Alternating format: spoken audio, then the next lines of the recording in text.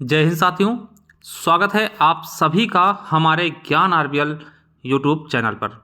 दोस्तों आपको बता दें कि हम मूल विधि की क्लासेस यूपीएसआई के लिए देख रहे थे। हमने लगभग 8 एक्ट करा दिए थे दोस्तों। 9वां एक्ट हमने शुरू किया था बीएनएस, ठीक है, बीएनएस।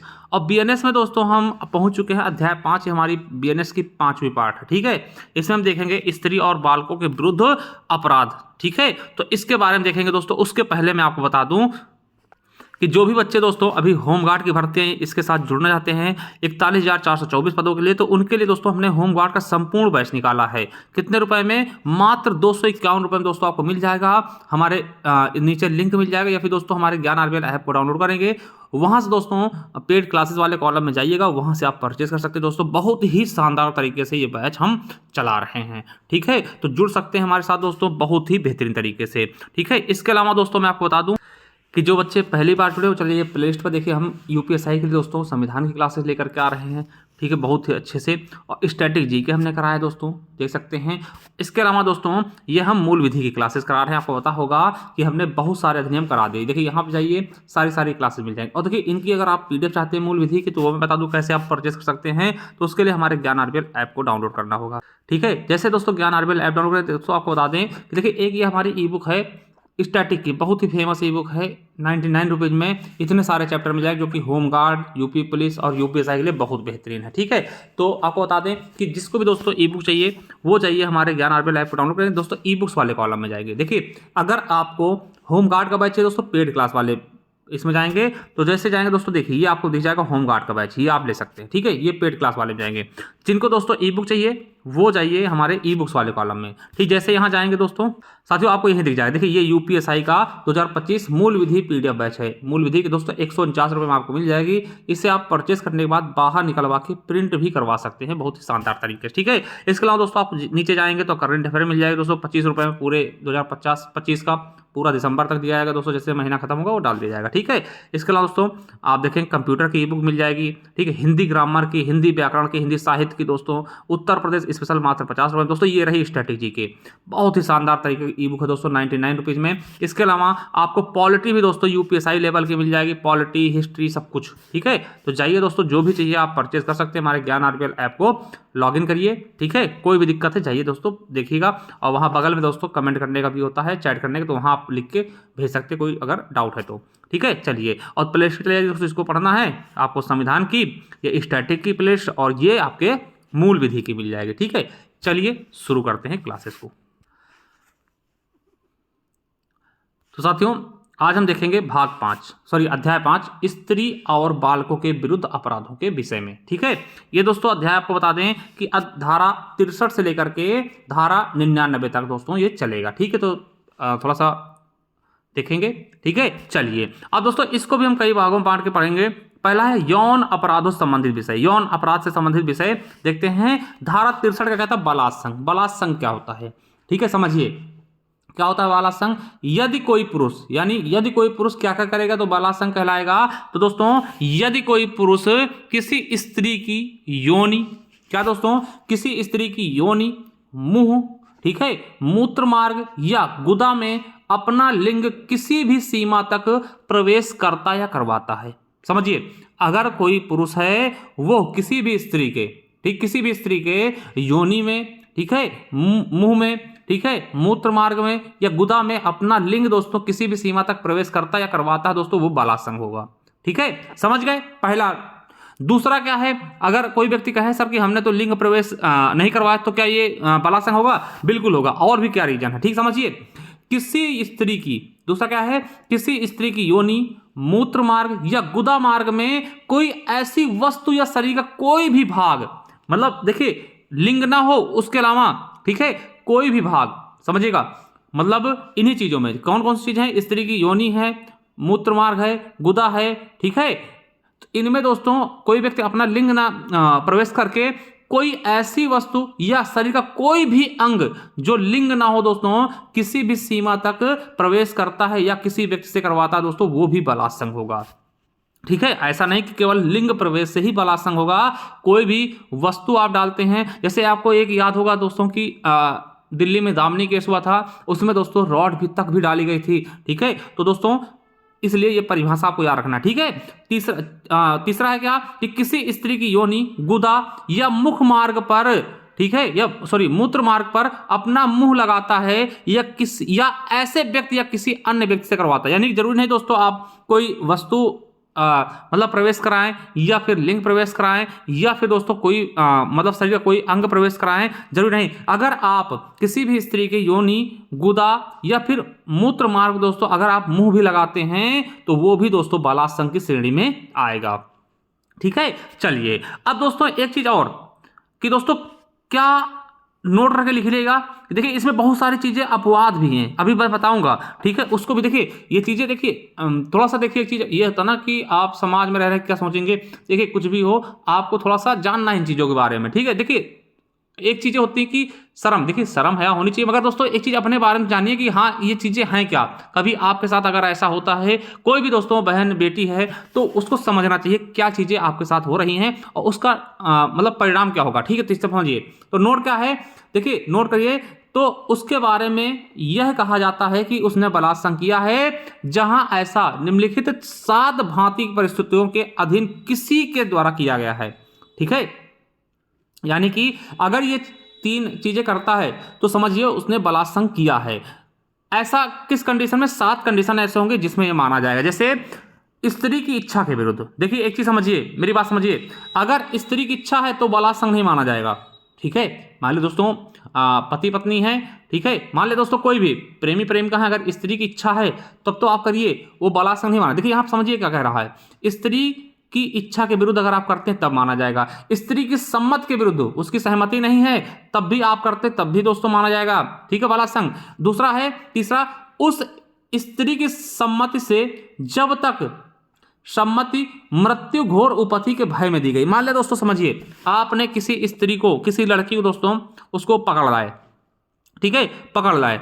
अब दोस्तों उसको आप धमका रहे हैं कि आप हमारे साथ सेक्स करिए नहीं तो हम मार देंगे, तो उसने कहा ठीक कर लीजिए, तो कहेंगे सर वो तो अपने आप से कह रही थी कर लो, नहीं, क्यों, क्योंकि उसको भय था कि भैया कहीं उसको मार दोगे या फिर उसको काट दोगे, इसलिए उसने मतलब डर के मारे कहा है, डर के मारे सहमति दी, तब भी दोस्तों ये रेप माना जाएगा, ठीक है। चलिए चौथा क्या है, उस स्त्री की सम्मत से जबकि वह पुरुष उसका पति नहीं है, उस स्त्री की सहमति से जबकि वह पुरुष उसका पति नहीं है और स्त्री ने सम्मत इस कारण दी है कि वह यह विश्वास करती है कि वह ऐसा अन्य पुरुष है जिससे वह विधि पूर्वक विवाहित या विवाहित होने का विश्वास करती है। मतलब कि झांसा दे करके, मतलब आपको पता है कि ये स्त्री का मैं पति नहीं हूं, मगर दोस्तों आप इसके साथ दोस्तों संबंध बना रहे हैं ये झांसा देकर के कि मैं आपसे विवाह करूंगा, विधि पूर्वक विवाह करूंगा, और आप झांसा दे रहे हैं, तो ये भी दोस्तों क्या है, रेप की श्रेणी में आएगा, ठीक। पांचवा क्या है कि उस स्त्री की सम्मति से, उस स्त्री की सहमति से जब वह विकृत चित्तता या मत्तता का कारण या कोई संज्ञा शून्यकारी या अस्वास्थ्यकर पदार्थ दिए जाने के कारण सम्मति देती है, जब वह प्रकृति और परिणामों में को उलझने में असमर्थ है, मतलब समझने में असमर्थ है। देखिए ये क्या है, मान ले दोस्तों आप किसी लड़की को लेके गए, ठीक है, आपने उसको नशे की गोली दे दी, ठीक है, वो नशे में है दोस्तों, अब उसके साथ दोस्तों जो भी चीज आप करना चाहते कर लेते, वो मना नहीं कर रही है, वो हाँ भी बोल दे रही है, तब भी दोस्तों ये रेप होगा, ठीक है। ये क्या होगा, बलात्संग। क्यों, क्योंकि उसको आपने नशे में, विकृत चित्ता मतलब हो सकता है मानसिक स्थिति उसकी सही ना हो, तब मतता मतलब नशे के कारण, है ना, यानी वो चीजें समझ नहीं पा रही सही है गलत है, तब भी करते, तब भी दोस्तों ये क्या है, रेप है, ठीक है। समझ रहे बलात्संग की परिभाषा, समझिए 7 कारणों से, ठीक है।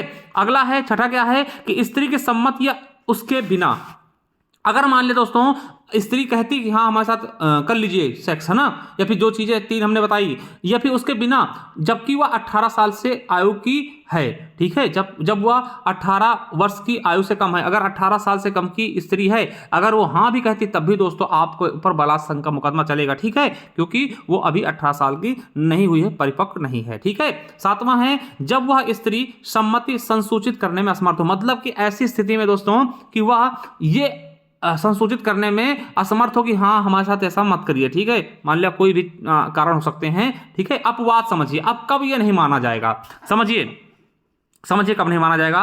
नंबर 1, किसी चिकित्सीय प्रक्रिया या अंतः प्रवेशन में प्रवेशन से बलात्कार संगठित नहीं होगा। यानी कि समझिए, मान ले दोस्तों कोई चीज चेक करवाना है दोस्तों, तो डॉक्टर अगर कोई चीज स्पर्श करता है, मान ले दोस्तों कि महिला डॉक्टर है, महिला साथ महिला ही जाएगी, ठीक है, चेकअप करने के लिए। मान ले दोस्तों महिला डॉक्टर या फिर पुरुष कोई भी है, ठीक है, वो दोस्तों क्या करती है, वो किसी भी अंग को दोस्तों उसके योनि आदि में दोस्तों प्रवेश करती, तो वो बलात्कार संघ में नहीं आए, क्योंकि गठित टीम है ना, टीम गठित करके दोस्तों चिकित्सीय परीक्षण के समय ये नहीं माना जाएगा। अगला है, किसी पुरुष की अपनी स्वयं की पत्नी के साथ मैथुन या लैंगिक कृत्य यदि पत्नी 15 वर्ष से कम आयु की नहीं है तो बलात्कार नहीं होता है। ऐसा समझिए, यानी कोई भी पत्नी अगर कोई भी पति दोस्तों अपने पत्नी के साथ दोस्तों मतलब ऐसी चीजें करता जो ऊपर हमने बताया है, तो बलात्कार नहीं होगा यदि पत्नी 15 वर्ष से कम आयु की नहीं है तो। ठीक है, समझ गए कि बलात्कार कब होगा, कब नहीं होगा, कैसे होगा, कैसे नहीं होगा, ये सब चीजें समझ गए होंगे।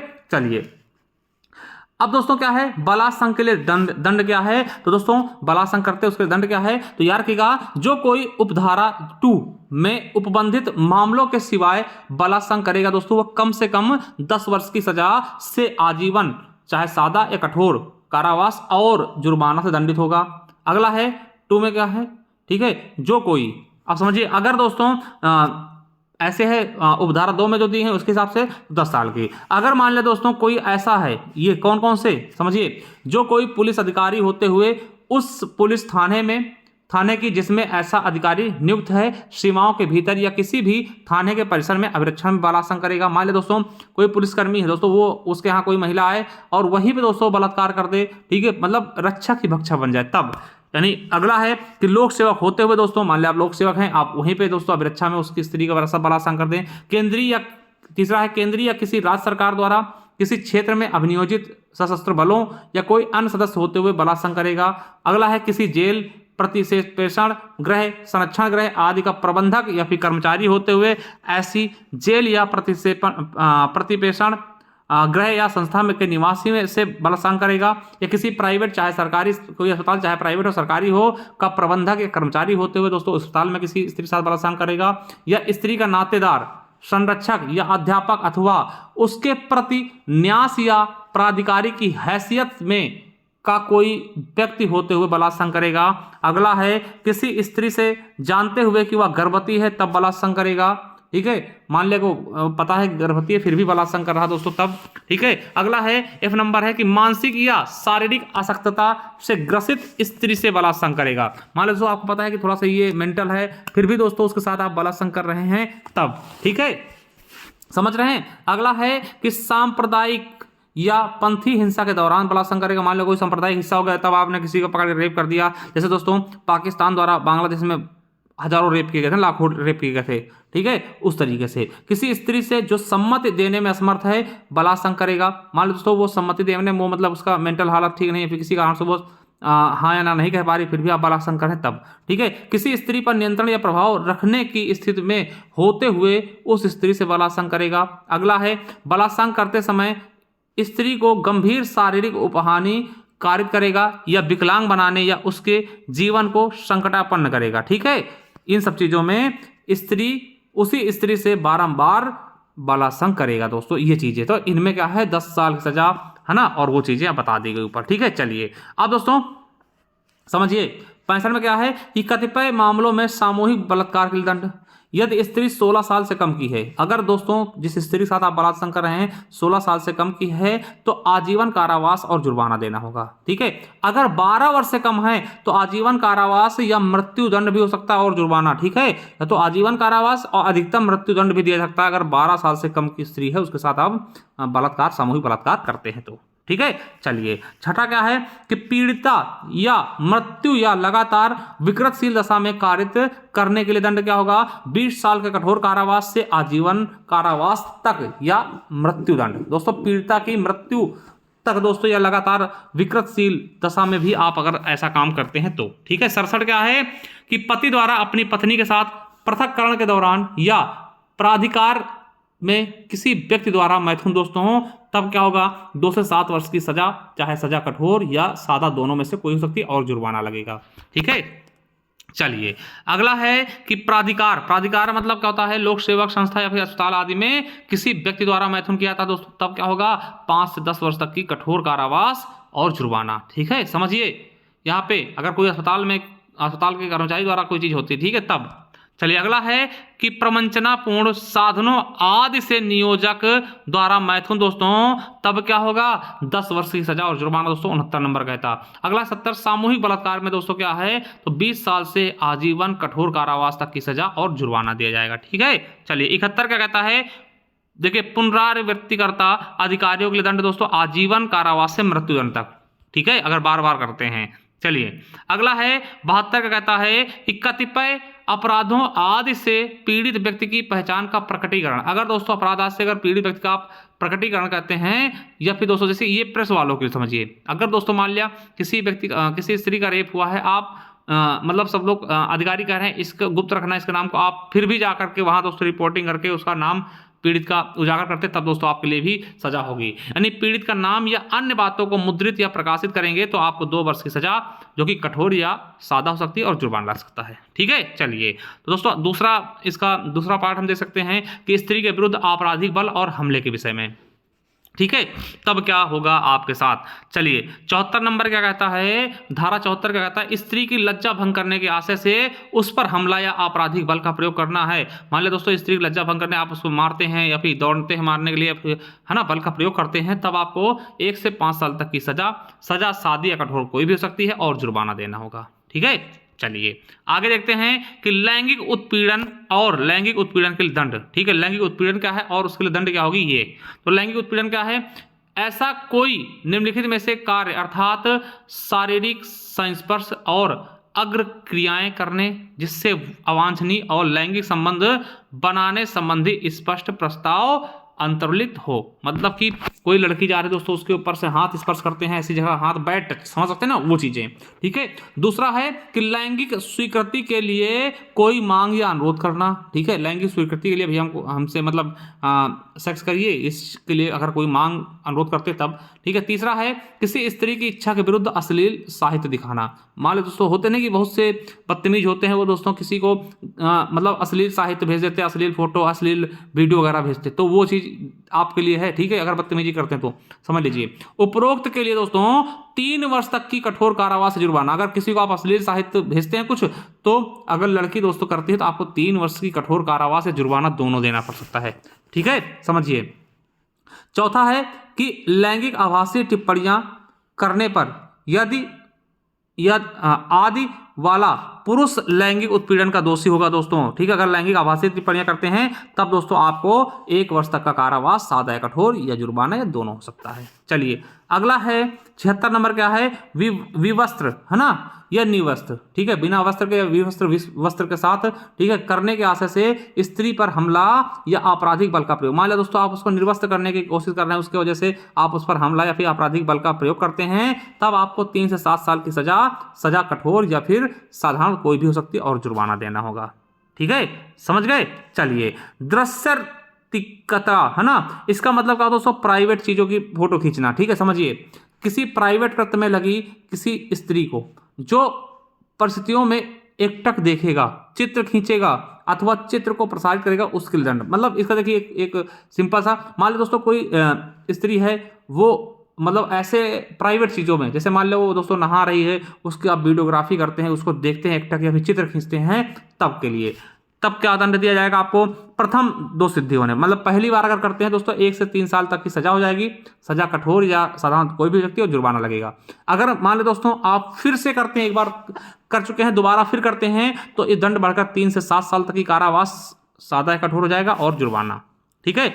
पीछा करना, किसी लड़की का पीछा करते हैं, तब क्या होगा, ऐसा कोई पुरुष जो किसी स्त्री द्वारा स्पष्ट रूप से अनिच्छा प्रदर्शित किए जाने के बावजूद बारंबार पीछा करते और संस्पर्श करता या फिर करने का प्रयास करते। मान लो दोस्तों किसी लड़की को आपने बोला कि समझिए कि भैया मैं तुमसे प्यार करता हूँ, लड़की ने बोल दिया कि चले जाओ, देखिए मेरा इसमें कोई इंटेंशन नहीं है, फिर भी दोस्तों उसके बाद आप उसको पीछा करते हैं या फिर बैड टच करने की कोशिश करते हैं, तब, ठीक है। दूसरा क्या है कि जो कोई किसी स्त्री द्वारा इंटरनेट, ईमेल या किसी अन्य प्रारूप की इलेक्ट्रॉनिक संसूचना का प्रयोग किए जाने को मॉनिटर करता है या पीछा करने के आशय से करता दोस्तों अपराध करता है। यानी कि आप उसको इंटरनेट फॉलो कर रहे हैं इस तरह से, तब दोस्तों क्या होगा कि अगर प्रथम दोष सिद्धि के दंड होता है तो 3 वर्ष तक का कारावास, सादा या कठोर कोई भी सकता है, जुर्माना। ठीक है, और द्वितीय बार या फिर उसके बाद दोस्तों तो 5 वर्ष तक का कारावास, सादा या कठोर हो सकता है। चलिए 79 क्या कहता है, धारा 79 क्या है, शब्द, अंग विक्षेप या कार्य जो किसी स्त्री की लज्जा का अनादर करने के लिए आशायित है। ठीक है, स्त्री की एकांतता या अतिक्रमण आदि, है ना। मान ले दोस्तों आप उसको गाली दे रहे हैं, कुछ ऐसी, है ना, अनादर चीजें बोल रहे हैं, शब्द निकाल रहे हैं, तो उससे दोस्तों तो आपको 3 वर्ष तक का सादा कारावास और जुर्माना देना होगा। ठीक है, चलिए अब दोस्तों विवाह से संबंधित अपराधों से ये वाला आप क्लियर रखना, दहेज मृत्यु। ठीक है, तब क्या होगा, यह आपके लिए इंपॉर्टेंट है। ठीक है, दहेज मृत्यु क्या होगा, जब किसी, देखिए विवाह संबंधित अपराध आ चुका है 80 पे। ठीक है, दहेज मृत्यु 80 में, जब किसी स्त्री की मृत्यु किसी दाह या शारीरिक क्षति द्वारा कारित की जाती है या उसके विवाह के 7 वर्ष के भीतर, यानी 7 वर्ष के भीतर दोस्तों दहेज प्रथा लगता है। ठीक है, असामान्य परिस्थितियों में होती है, यानी कि समझिए मान लो दोस्तों उसने दाह कर लिया या फिर शारीरिक क्षति कर ली, ठीक है, या फिर दोस्तों 7 वर्ष, शादी के 7 वर्ष के भीतर किसी असामान्य परिस्थितियों में होती है। असामान्य मतलब जैसे नॉर्मल डेथ ना हो, किसी को जैसे मार पीट के मार दिया गया हो या फिर जहर दे के मार दिया गया हो या फिर आग लगा के मार दे उस समय। ठीक है, उन परिस्थितियों में उसकी मृत्यु के कुछ समय पूर्व, यदि जब मृत्यु हुई दोस्तों उसके कुछ समय पूर्व उसके पति या पति के नातेदार, रिश्तेदार ने दहेज की मांग के लिए दोस्तों या उससे संबंध में उसके साथ क्रूरता की थी, तो वहां ऐसी मृत्यु को दहेज मृत्यु कहा जाएगा और पति या उसके नातेदार उसकी मृत्यु कारित करने वाले को उनको समझा जाएगा कि उसने मारा है। इसके लिए 7 वर्ष से लेकर आजीवन कारावास आपको हो जाएगा। तो दहेज मृत्यु के लिए कितना कारावास है, 7 वर्ष से लेकर के आजीवन कारावास तक। ये क्वेश्चन पूछा जा सकता है, इंपॉर्टेंट है, याद रखिएगा। ठीक है, चलिए 81 नंबर क्या है, विधिपूर्ण विवाह का प्रवंचना से विश्वास उत्प्रेरित करने वाले पुरुष द्वारा कारित मतलब सहवास। ठीक है, यानी कि प्रपंच द्वारा दोस्तों आपने शादी रच ली, है ना, तो उससे दोस्तों आप उससे सहवास करते हैं, है ना, तब दोस्तों क्या होगा, तो 10 साल तक का कारावास, सादा या कठोर और जुर्माना। ठीक है, 82 नंबर का कहता है, धारा 82 का कहता है कि पत्नी या पति के जीवन काल में पुनः विवाह करना है। यानी अगर आपकी पत्नी जिंदा है या फिर पति जिंदा है, आप दोबारा शादी करते हैं, दूसरी शादी करते हैं, 7 वर्ष तक का कारावास, सादा या कठोर और जुर्माना हो जाएगा। ठीक है, चलिए 83 नंबर का कहता है विधिपूर्ण विवाह के बिना कपटपूर्ण विवाह कर्म पूरा कर लेना। ठीक है, मान लिया दोस्तों विधिपूर्ण आप विवाह नहीं करते, ऐसे कपटपूर्ण केवल दोस्तों किसी के सेक्स के लालच में, तो दोस्तों वो क्या होगा, 7 वर्ष तक का कारावास, सादा कठोर कोई से हो सकता है, जुर्माना आपको देना होगा। ठीक है, चलिए 84 नंबर का कहता है कि विवाहित स्त्री के आपराधिक आशय से फुसलाकर ले जाना या ले जाना या निरुद्ध रखना दोस्तों। ठीक है, मतलब किसी विवाहित स्त्री को दोस्तों आप आपराधिक आशय से, है ना, कि उसको बहला फुसला कर दोस्तों भाग गए किसी शादीशुदा को, है ना, या फिर उसको कहीं ले जाके रख रहे हैं, तो दोस्तों उसमें क्या होगा, तो आपको बता दें कि 2 वर्ष तक का कारावास, सादा या कठोर कुछ भी हो सकता है, जुर्माना या फिर दोनों देना होगा। ठीक है, 85 नंबर का कहता है किसी स्त्री के पति या पति के नातेदार द्वारा उसके प्रति क्रूरता। मान ले दोस्तों कोई स्त्री है ना, और पति का भाई मार रहा है इसको, या फिर उनके मामा का लड़का मार रहा है, कुछ भी, मतलब अगर पति के रिश्तेदार मारते हैं तब क्या होगा, उसको 3 साल तक का कारावास और जुर्माना। ठीक है, चलिए अगला 87 नंबर कि विवाह आदि के करने को विवश करने के लिए किसी स्त्री को व्यपहृत करना या अपहृत करना या फिर उत्प्रेरित करना, यानी जबरदस्ती दोस्तों किसी से विवाह करने, उसको अपहरण कर लिया या फिर उसको डरा धमका रहे हैं, तब क्या होगा, 10 वर्ष तक का कारावास, सादा या कठोर कुछ भी हो सकता है और जुर्माना देना होगा। ठीक है, चलिए आगे देखते दोस्तों, अगला खंड क्या है, गर्भपात आदि कारित करने के विषय में जो चीजें दी हुई उनके बारे में बात करेंगे। ठीक है, चलिए दोस्तों 88 नंबर क्या कहता है, धारा 88 क्या कहता है, गर्भपात कारित करना। गर्भपात कैसे दोस्तों, जो कोई गर्भवती स्त्री का स्वेच्छया गर्भपात कारित करेगा, यदि ऐसा गर्भपात उस स्त्री का जीवन बचाने के प्रयोजन से सद्भावनापूर्वक कारित ना किया जाए, तब दोस्तों क्या होगा, 3 वर्ष तक का कारावास, सादा या कठोर हो सकता है, या जुर्माना या दोनों हो सकता है। यदि स्त्री स्पंद गर्भा, यानी कि बच्चा हिलने डुलने लगा हो, 4 से 5 महीने का हो, तब दोस्तों आपको ज्यादा सजा मिलेगी, 7 वर्ष तक का कारावास, सादा या कठोर दोनों हो सकता है। मतलब समझिए क्या होता है कि जो कोई स्त्री गर्भवती स्त्री की स्वेच्छा गर्भपात कार्य करेगा। मान दोस्तों स्त्री होती नहीं कि क्या करती हैं दोस्तों, उनको लालच होता है। देखिए स्त्रियां भी नालायक होती है, ऐसा नहीं कि पुरुष ही हैं, ठीक है। उनको क्या होता है कि हमें लड़का चाहिए। अब मान लो दोस्तों लड़का चाहिए उनको, उसका वो करवाया, उनको पता चला लड़की, तो कहीं गर्भपात कर दो, इसको हटा दो, गर्भ हटा दो, ठीक है। तो ऐसे नालायकों के लिए दोस्तों कहा गया, ठीक है। अगर बच्चा दोस्तों मतलब 4 महीने से कम का है तो दोस्तों 3 साल की सजा मिलेगी। अगर बच्चा हिलने डुलने लगा सही सलामत तो दोस्तों 7 साल की सजा मिलेगी, ठीक है, समझिए।